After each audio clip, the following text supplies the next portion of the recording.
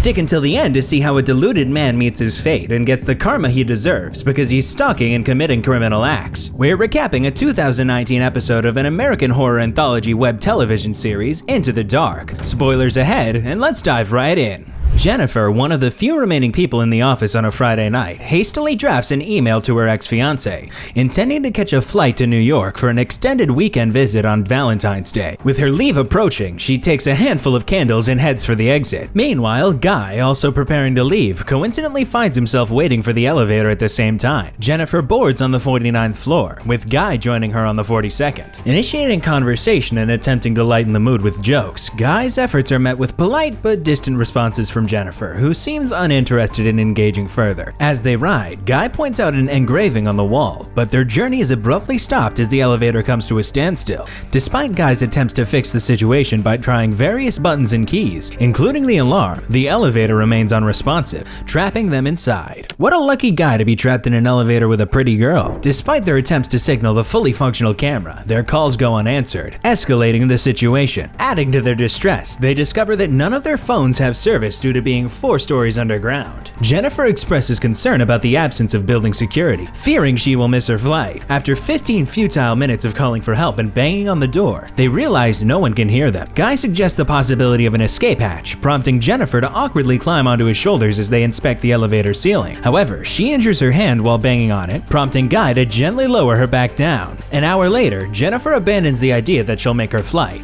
venting her frustration despite Guy's attempts to lighten the mood with jokes. Eventually, they introduce themselves and continue to joke around, initiated by Guy upon entering the elevator. With Jennifer lacking water in her thermos, Guy offers her his bottle, humorously suggesting they open the wine he happens to have. What a coincidence that he has a bottle of wine that he brought. Both of them realize that they have bottle openers in their bags and share a laugh over the oversight. They decide against opening the wine, but Jennifer accepts Guy's offer of water. To compensate for the lack of actual food, Jennifer shares some of her candy with Guy. However, they decide to conserve their provisions, considering the possibility of being trapped in the elevator until Tuesday. My claustrophobia could never let me. After 4 hours, Jennifer faces the dilemma of needing to use the restroom, but feeling too embarrassed to do so in front of Guy. He suggests she go in the corner over his coat, but she refuses. As an alternative, Guy proposes she use her thermos, prompting Jennifer to ask him to close his eyes and cover his ears. To ease the tension, Guy starts singing, and Jennifer eventually relieves herself. Following this, she contributes to the drawing on the elevator wall. Later on, they engage in a game and delve into more personal topics. Guy admits that he has nobody looking for him because he's overly fixated on his job, to which Jennifer relates, confessing she's in a similar situation. She reveals her intention to surprise someone in New York, suspecting they may not have wanted her to come. Sensing the need for a morale boost, Guy suggests they finally open the wine and toast to still being alive. As time passes, they entertain themselves by drawing each other and grow closer. Guy admits to having seen Jennifer before in the office building, but kept it to himself to avoid sounding like a stalker. Surprisingly, Jennifer takes it well and even finds humor in the situation. I don't think that's humorous. They complete their drawings and exchange them. Jennifer's depiction of Guy is more lighthearted, whereas his portrayal of her is more dignified. Jennifer expresses regret for the tone of her drawing and takes a photo of it, jokingly suggesting it could be her profile picture if they survive. They shift the conversation to food, but feeling hungry, Jennifer urges Guy to change the topic. He suggests various subjects and settles on discussing intimate matters. Jennifer turns her camera towards Guy and asks the most unconventional place he's had relations. Initially hesitant, Guy allows Jennifer to share her story first. She shares an experience with an ex-boyfriend in college involving an encounter in a library. Ooh, freaky. When it's Guy's turn, he still feels reluctant, believing his own story isn't particularly captivating. Jennifer encourages him to invent one. Guy fabricates a tale about an attractive woman who pursued him during a work event. He describes a scenario where they became intoxicated, got into a car, and she began to undress while he was driving. Guy admits feeling uncomfortable and stopping the situation, expressing remorse for potentially crossing a boundary. However, Jennifer reassures him, saying it's fine. Feeling awkward, Guy tentatively kisses Jennifer and they proceed to become intimate in the elevator. Afterward, Guy confides in Jennifer, expressing the possibility of developing deeper feelings for her. However, she withdraws from him. Jennifer confesses to Guy that her intention for going to New York was to reconcile with her ex-partner. She wanted to surprise him and mend their relationship. While she enjoyed their time together, Jennifer believes they should keep it casual because her connection with her ex is genuine. She candidly shares her emotions and details about her previous relationship with Guy. In contrast, Guy feels a strong connection between them and believes Jennifer's ex doesn't deserve her. Jennifer becomes upset, indicating she still loves her ex and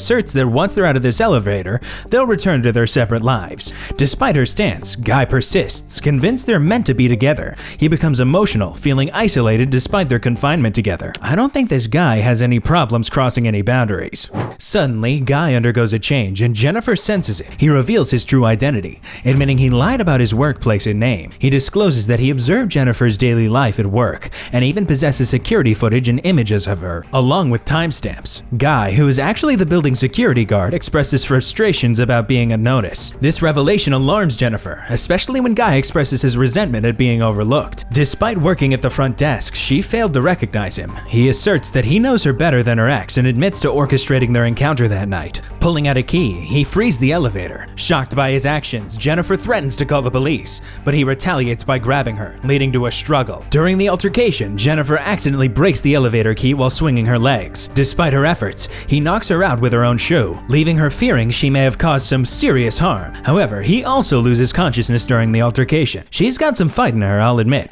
Upon awakening, Jennifer discovers him already conscious and questions his motives. He explains that he aimed to isolate her from her surroundings to foster a genuine connection between them. Despite spending the weekend trapped in the elevator, Jennifer remains skeptical, believing someone will rescue them. However, she learns that he has manipulated the situation by taking over all shifts until Tuesday, effectively prolonging their entrapment. Jennifer expresses concern, but he reveals a chilling ultimatum. He'd rather harm her than return to prison. Although he claims he never forced her, Jennifer accuses him of kidnapping, triggering his anger. After calming down, he opens a gift Jennifer had intended for her ex-fiancé. In the bag, he discovers a shirt in a box. Putting on the shirt, he urges Jennifer to open the rest of the gift. Inside the box are cigars, accompanied by necessary accessories like cigar scissors and a lighter. Igniting a cigar, he mocks Jennifer further, suggesting she could have won her ex back with such thoughtful presents. Ironically, he then wishes her a happy Valentine's Day. Cigarettes are not a good Valentine's Day gift. Later, he apologizes to Jennifer for frightening her and seeks reconciliation. He requests another opportunity, assuring there's no rush to respond. Meanwhile, he remarks on a travel advertisement playing in the elevator, imagining a future trip to the resort described. Irritated by a malfunctioning neon light, he shatters it with Jennifer's thermos. Observing the ceiling panels, he speculates on their potential for escape, breaking one open with the thermos. Jennifer joins him, standing up beside him. Oh no, so now he wants to leave. He requests Jennifer to help boost him up,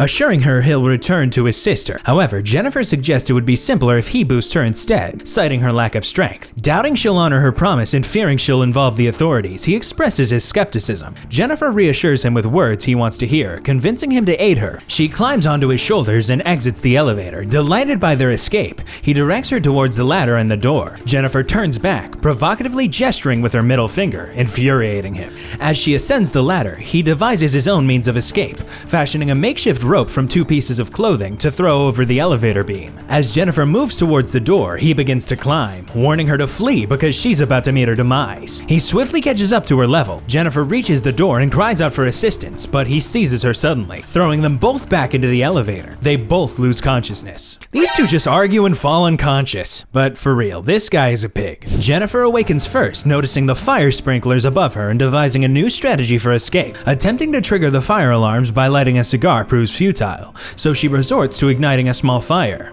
As smoke fills the elevator, the man regains consciousness, urging Jennifer to deliver a punch that breaks his nose. I told you, she's feisty. Using a piece of clothing, Jennifer successfully restrains him, despite his assertion that the fire alarm won't function. Warning of potential electrocution from the sprinklers, Jennifer coerces him into confessing his actions. She then documents her account on camera and turns the lens toward him, demanding his true identity. Identifying himself as John Deakins, he admits to intentionally trapping them in the elevator. He even carved the drawing on the wall himself. That Friday, he used the key to stop the elevator while she was unaware. Jennifer compels him to acknowledge that he trapped her in the elevator, and John confesses to both trapping and kidnapping her. Under her persistent questioning, he admits on camera to every action he took against her, from striking her head on the ground to slamming her against the wall. Why is she still inside with this guy? Run! When Jennifer asks why, John explains that he simply desired a date with her. Believing she would reject him if he approached her conventionally, he resorted to extreme measure. John reveals his identity prior to becoming a security guard to Jennifer. He used to work as an accountant for a prestigious firm, where he was considered quite successful. John admits the story about the girl in the car was true, but it ended differently than he initially suggested. They missed an exit and the car swerved into a ravine, flipping 7 times until it collided with a tree, resulting in the girl's immediate death. How did he survive that? actually. Despite the severity of the incident, John served only 6 months in jail due to his financial resources. Upon his release, he struggled to find employment and eventually settled for a job as a security guard. After some time, he tried to reclaim his former identity and experience life again. Jennifer remains puzzled about why he targeted her, to which John responds by praising her qualities. As Monday arrives and they remain trapped, another security guard named Eddie arrives at the building with his new girlfriend to explore the roof. Upon discovering John and Jennifer stuck in the elevator through the security monitors, Eddie wakes them up. Why do I have a feeling this guy's not going to save anyone? Jennifer pleads with him to free them, and he promises to do so while his girlfriend drifts to sleep on the nearby couch. Using a crowbar, Eddie manages to pry the elevator doors open partially, but insists on fully opening them before assisting them further. In a sudden turn of events, John strikes Jennifer unconscious. He informs Eddie of their presence and hands over his keys. Despite John's assurance that the keys aren't effective, Eddie insists on entering the elevator to offer assistance. However, he becomes trapped inside upon entering and witnesses a gruesome turn of events when John activates the elevator, resulting in Eddie being fatally severed. This scene is like something out of the Final Destination movie. Subsequently, John renders Jennifer unconscious once more, relocates her to his vehicle, and places her in the trunk. Returning to the building, John disposes of Eddie's remains in a tire, tidies himself, and puts on his security uniform, stashing a cigar in his pocket. Upon reaching the front desk, John proceeds to erase all footage from the security cameras. As Eddie's girlfriend awakens, John eliminates her as well and deposits her body into the shaft. Subsequently, John transports Jennifer to an isolated area for disposal, preparing a dumpster with gasoline. Before opening the trunk, John expresses his continued fondness for Jennifer and grieves their inability to be together. Bro, maybe it's because you're a lunatic. Just a hunch. Sensing an opportunity, Jennifer fakes death, then seizes the moment to strike John over the head when he approaches the dumpster. She then flees in the car, but pauses upon discovering the lit cigar in the tray. She reverses the vehicle and collides with a terrified John, exiting to find him trapped in the dumpster. Jennifer then reignites the cigar and departs, flicking the lit cigar into the dumpster, incinerating John alive.